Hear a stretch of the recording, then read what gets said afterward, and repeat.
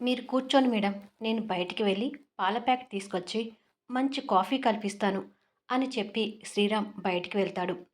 ఈలోపు రేణు ఇల్లంతా గమనిస్తుంటుంది.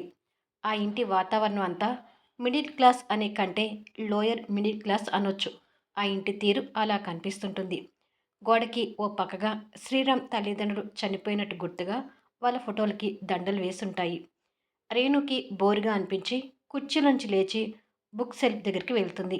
అక్కడ పాతబడిన బుక్స్ తీసి అటు ఇటుగా బుక్స్ తిరిగేసి అక్కడ పెడుతుంది. ఆ పక్కనే శ్రీరామ్ రేణు బొమ్మ గీసిన ఒక కొత్త నోట్బుక్ కనిపిస్తుంది. దాన్ని మొదటి పేజీ ఓపెన్ చేయగానే లవ్ సింబల్ అందంగా డ్రా చేసి ఉంటుంది. ఆ లవ్ సింబల్ని ఆశ్చర్యంగా చూస్తూనే మరో పేపర్ తిప్పేసరికి తన చిత్రం కనిపిస్తుంటుంది. ఆ తర్వాత ఏం జరుగుతుంది అనేది ఫుల్ వీడియోలో చూడండి. స్టోరీ నచ్చినట్టయితే దయచేసి లైక్స్ ఇవ్వండి, కామెంట్ షేర్ చేయండి.